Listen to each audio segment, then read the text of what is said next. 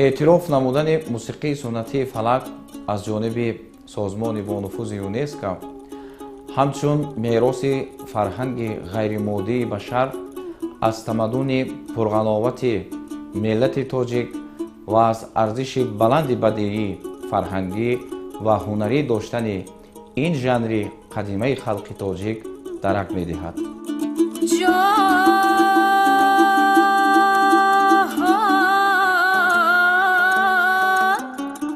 از عشق وطن بهار دارد دل من.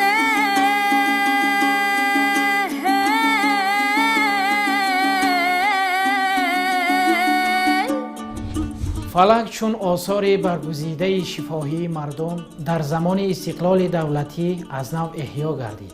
جایگاه خود را در عرصه موسیقی ملی استوار نمود و مرزها را عبور کرده جهانی شد.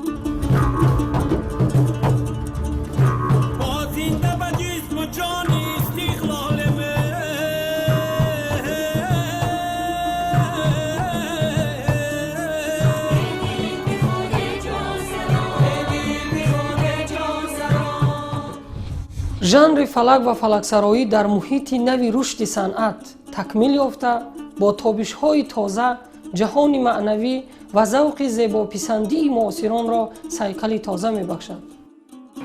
ای باد بیا که خیرمنان باد شوده